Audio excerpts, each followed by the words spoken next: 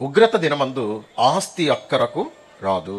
దేవుని ఉగ్రత దినం. ఆ సమయం వరకు దేవుడు ప్రేమగానే ప్రజలందరి పట్ల ఓర్పు సహనంతోనే కనిపెడతారు. కానీ ఒక రోజుంది, అది ఉగ్రత దినం. దేవుని కోపాన్ని భక్తిహీనుల మీద, దుర్మార్గుల మీద చూపించేటువంటి భయంకరమైన దినం. ఎంత ఆస్తి సంపాదించినా ఆస్తి అనేది మనల్ని రక్షించలేనప్పుడు, కాపాడలేనప్పుడు, విమోచించలేనప్పుడు, తప్పించలేనప్పుడు ఆ ఆస్తి ఉన్నా ఒకటి, లేకపోయినా ఒకటి. చాలామంది నీతితో సంపాదిస్తూ ఉంటారు, కొంతమంది కష్టపడి సంపాదిస్తూ ఉంటారు, కొంతమంది మోసంతో సంపాదిస్తూ ఉంటారు, కొంతమంది దౌర్జన్యంగా సంపాదిస్తూ ఉంటారు.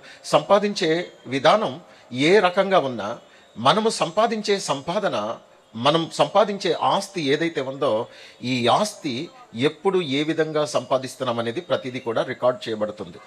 మన దగ్గరకు వచ్చే ప్రతి రూపాయి కూడా ఇది న్యాయబద్ధంగా వస్తుందో, అన్యాయంగా వస్తుందో, ప్రతి దాన్ని దేవుడు రికార్డ్ చేస్తున్నాడు. వాటన్నిటిని పరిశీలన చేస్తున్నాడు. మనది కానిది ఏది కూడా, ఒక్క రూపాయి కూడా మన దగ్గర ఉండకూడదు. ఎప్పటిదప్పుడు క్లియర్ చేసి మరణము నుండి రక్షించును. ఈరోజు మనము ప్రభువైన యేసుక్రీస్తు వారిని ఎందుకు నమ్మి వెంబడిస్తున్నామనంటే, ఆయన నీతిగల దేవుడు గనుక నీతి సూత్రాలు బోధించి మనల్ని రేపు మరణము అనేటువంటి ఆ నరకానికి వెళ్లకుండా రక్షించడానికి, నీతి ద్వారా జీవించుట ద్వారా మనము ఆ నరకము అనే మరణం నుండి తప్పించబడటానికి ప్రభు మనకు ఈ శ్రేష్టమైన జీవితాన్ని ఇచ్చారు. ఈ జీవితంలో మనము నీతిగా బ్రతకటం మాత్రమే నేర్చుకోవాలి.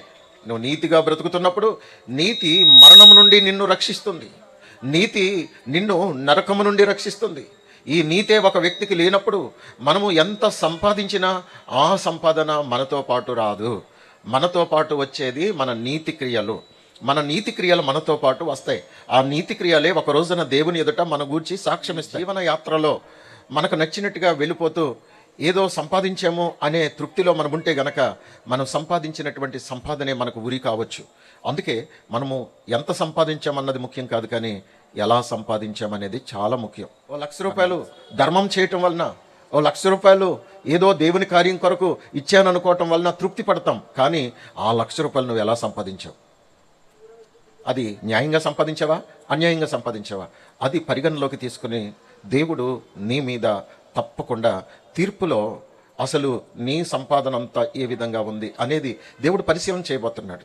అందుకే ఈ రోజున మనము నీతి అనేది చాలా ప్రాముఖ్యమైనది. మానవ జీవితానికి నీతి అనేది గీటురాయి వంటిది. సంపాదన అనేది అవసరమే, కానీ ఆ సంపాదన నీ ప్రాణానికి ఉరి కాకూడదు, నీ జీవానికి నాశనంగా ఉండకూడదు, నీ ఆత్మకు అది ఎంత మాత్రమూ నష్టం చేసేదిగా ఉండకూడదు.